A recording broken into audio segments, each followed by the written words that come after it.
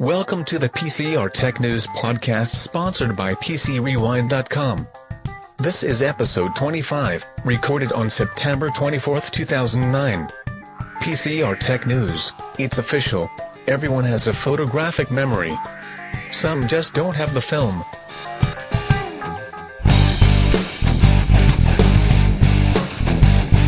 Welcome back, everybody, to another ripping edition of the PCR Tech News podcast. I'm your host, Troy King, and thanks to Bill for that rousing intro there. A little bit dry, don't you think? Need to work on the delivery? Sorry. Hey, I tried. Oh, sure, here come the excuses. I know McDonald's will take me back. It's fine. We'll get it sorted out.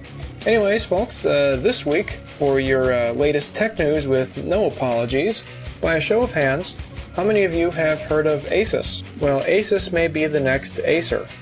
Asus is a Taiwanese-based company that has been the leading motherboard manufacturer for the last 20 years.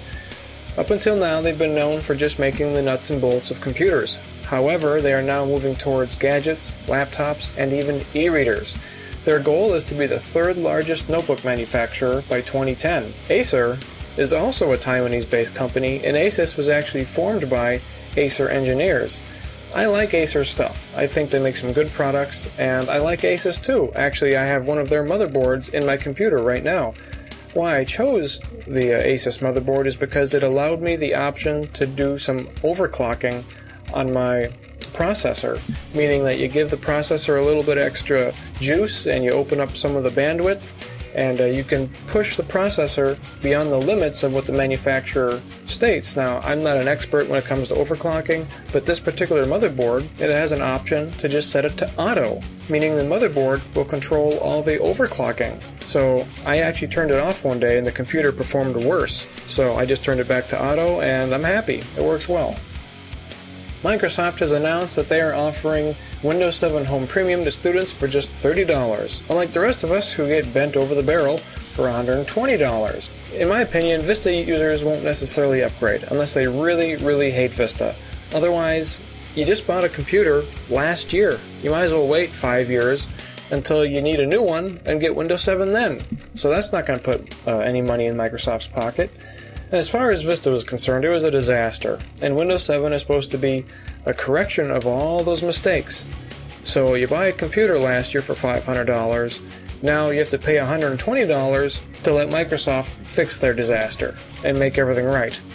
I would suggest a little bit of goodwill on your part, Microsoft. Apple did it. They only charged $30 for Snow Leopard, and that was improvements over Leopard.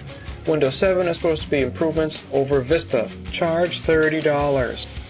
At least give us a year of reduced prices. Let people, test it out a little bit. Yeah, you offered the discounted pre-order, but they were buying in the dark. How do you know what you're paying for until you get to see it? So I would say, Microsoft, if you really want to be nice and make some money, lower the prices to $30 for a year. A little PR can go a long way. Speaking of putting people over a barrel, I usually don't care for the European Commission. I don't agree with some of the things they do to bully tech companies around. However, I might have to side with them a little bit on this one. Recently, they had to fine Intel $1.5 billion for violating some antitrust suits.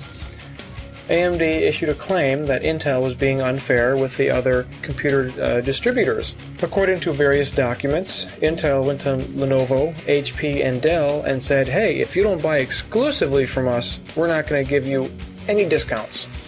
So you have to put our processors in your machines or else we're going to charge you full price for them.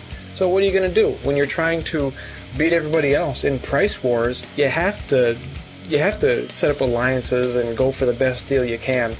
Now, Intel, of course, says that there are important documents that are being hush-hushed because, for whatever reason, they think the European Commission is trying to screw them. And they might be. But in this case, Intel, I thought you guys were better than that. I've been known to trash Microsoft's ads. And with good reason, they suck. Well, I found another one for you, the Windows 7 launch party. Here we feature 4 people in a kitchen, and there's balloons, there's food, and a Sony Vaio laptop, most likely running Windows 7. And they're encouraging you, the consumer at home, to have a Windows 7 launch party. There's activities, to follow along. There's host notes you can download. You're supposed to let your friends and family fool with your new Windows 7 PC and follow along with the activities. And then, the person who's doing the activity, they can choose the next person to go. And they can choose the next person to go. And oh my goodness, the fun you can have. Give me a freaking break. And the funny thing is that they say, first, of course, you want to install Windows 7 ahead of time before your release party. And then as the camera pans away from the guy who said it, you can hear clearly dubbed in, call customer service if you have any questions. What? At what point did you... Oh, guys, we forgot to put this in there. Come on, let's add that in there. Just really poorly done. And bad acting on everyone's part. And who in the world is going to put together a Windows 7 launch party? Yeah, I'm excited for the operating system. I think it's going to put Microsoft in a new direction. But come on, guys, don't look ridiculous. And lastly, 2 MIT students have come up with an application that trawls your Facebook info and determines if you're gay or straight. Are you kidding me? Our MIT brainiacs are wasting their brain power on garbage like this? Who cares if you're gay or straight? I don't care. If a guy wants to have a relationship with a guy, fine. Get a room. I don't want to see it. I don't want to see guys and girls making out in the middle of the street. Get a room. That's what rooms are there for. And so now, instead of society worrying about on the news and daily talk shows, oh, is he gay? Is he straight? Who slept with who? Now it's on Facebook. My goodness, people, can you get your heads off of one thing and focus on something more important?